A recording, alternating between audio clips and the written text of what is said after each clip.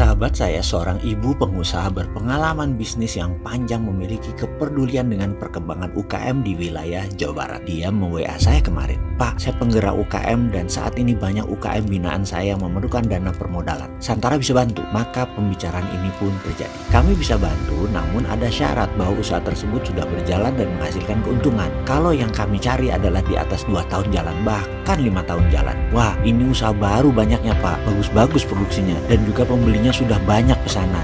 Dia melanjutkan informasi UKM-nya. Saya jawab, "Maaf, kalau usaha baru kami belum bisa bantu saat ini." "Kenapa Pak?" Dia bertanya. "Menurut pengalaman saya, setiap usaha di bawah 2 tahun masih infant, masih bayi. Di sini sisi karakter pengelola atau pemiliknya belum teruji. Jadi bukan bisnisnya yang kami fokuskan. Sebenarnya karakter dari pengusahanya yang kami sedang lihat. Di atas 2 tahunan baru karakternya terbentuk dan terlihat. Itu biasanya loh. Jadi kami hanya membiayai pengusaha yang berpengalaman. Usahanya sudah berjalan lebih dari 2 tahun misalnya. Ini menjadi ukuran bahwa dia pengusaha yang sudah melewati banyak masalah bisnis. Karakternya sudah teruji. Kalau masih usaha pertama, belum punya usaha yang jalan sebelumnya, kami dengan syarat seperti itu belum bisa bantu. Santara beresiko, investor Santara beresiko karena berdasarkan pengalaman umum, pengusaha baru dan pengusaha pertama karakternya belum teruji. Kuat nggak dia di bawah tekanan? Karena itu untuk membangun kepercayaan investor di Santara, kami fokus di scale up dan branch out, pengembangan cabang atau membangun usahanya menjadi besar. Saya melanjutkan.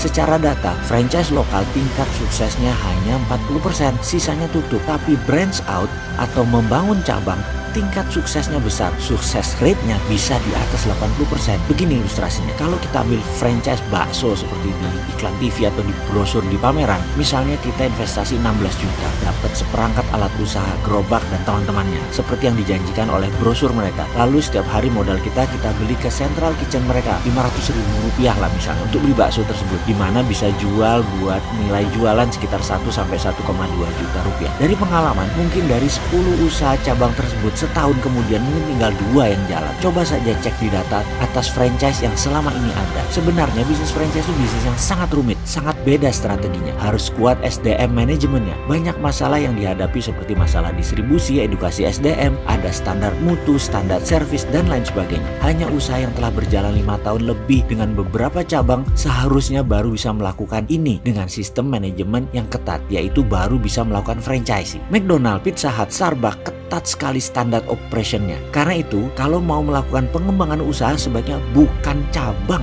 yang menanggung biaya investasi, tetapi seluruh bisnis yang menanggungnya, sentralnya, sehingga cabang tutup, pindah, ditanggung bersama. Juga ketika untung di salah satunya, yang mendapat manfaatnya, ya semuanya. Ini adalah konsep bisnis Santara.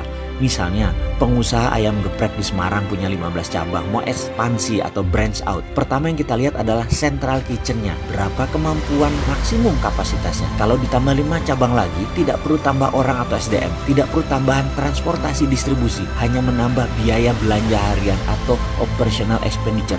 Maka ini bagus sekali bisnisnya. Dengan kalkulasi keuangan sederhana, ayam geprek tersebut bisa menawarkan investasi dengan sistem bagi hasil. Bagi hasil bukan dari cabang baru, tetapi dari keseluruhan usaha dari 20 cabang tersebut. Misalnya membagikan 15% dari keuntungan. Dan itu investor menarik karena uangnya berbiak lebih bagus dari bunga bank. Setelah saya panjang lebar menerangkan, dia pun bertanya, "Wah, bagaimana membantu UKM yang baru ya Pak? Modal nggak ada tapi mereka ada peluang bisnis bagus. Mereka butuh juga bantuan manajemen dan biaya pra-operasional." Saya jawab, "Mereka butuh pendampingan manajemen dan motivasi aja kok. Mbak pasti bisa memotivasi dan membangun semangat mereka. Kalau mereka cukup lapar, pasti ngamuk dan pasti bisa menemukan jalan keluar dari usahanya." Yang dibalas dengan 5 emotikon wajah bulat cengengesan. Yang saya artikan kira-kira begini, apa UKM yang datang ke saya kurang cukup lapar ya? Kalau nggak lapar, ngapain dibantu? Sementara kalau mereka lapar, mereka akan menemukan jalan sendiri. Dalam hati saya menjawab, "Nah, itu ngerti kan?"